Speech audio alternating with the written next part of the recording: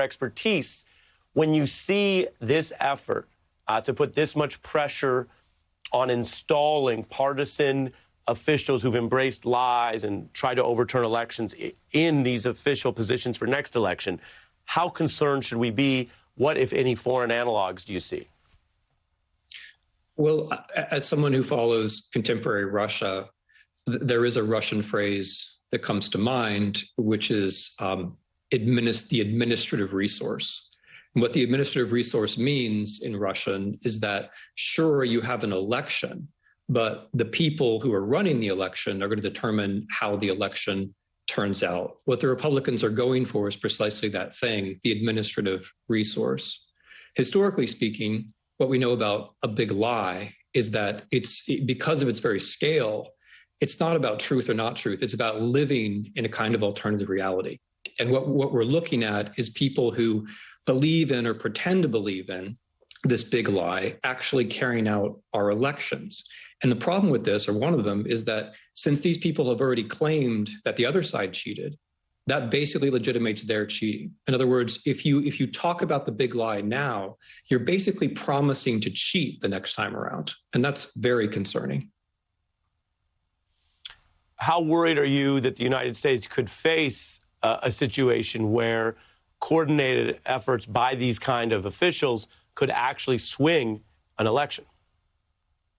Oh, we don't need the could face. It's that, I mean, I would say we should be thinking about this as what is happening and then ask ourselves what we can do to prevent it. I mean, it's very clear that some combination of people who talk about the big lie being in important administrative posts, along with non-legal or extra-legal reviews of the election, perhaps along with states claiming for themselves the right to allocate electoral votes against the wishes of their own people.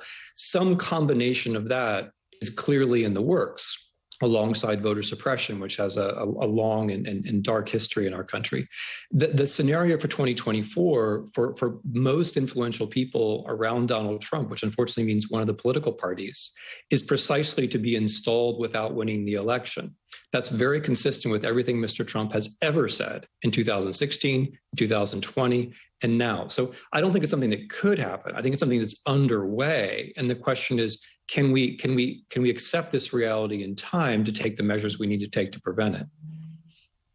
You know, you have a very somber, measured speaking style for something that a lot of people would be screaming about. I guess that's your nature, which we respect. But you're saying, wake up. This is on, it's happening, and it's designed to end democracy as we know it in America, which, again, is chilling coming from you because, as emphasized, you're an expert on this. You're not saying this because of your personal feelings about Donald Trump. You're telling us how this stuff works. I guess the remaining question then is, a skeptic might say, well, was Donald Trump just late? I mean, he had a lot of power as an incumbent president. Why didn't he get involved in Secretary of State offices earlier? It almost seems like we watched someone lumber towards this type of chicanery. Well, first of all, thanks for saying that I look calm. That's actually one of the lessons of On Tyranny. Be calm when the unthinkable arrives. You're not allowed to panic. If you panic, you lose. When it comes to Mr. Trump and his coup style, I mean, what we know historically is that a failed coup is a trial run for a successful coup.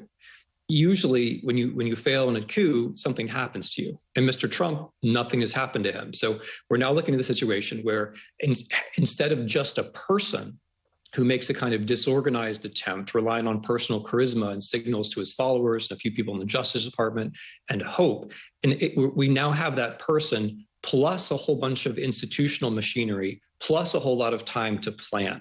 So that's the scenario. The reason why I would be more worried about 2024 than about 2020 is that you have the person plus the lie, which is new, plus the institutions, which are getting worse. You lay it out clearly. I hope people are listening. We showed in the introduction where you've been right before. If you are right again, it's a serious warning. And Professor Snyder, I hope you'll come back. It depends on us. Thank you very much. Yes, sir. The book is On Tyranny, out now if you want to learn more. Coming up, we have a special conversation. Eamon Moildeen drops by. We're talking politics and accountability. That's next. In this market, you'll find Fisher Investments is different than other money managers.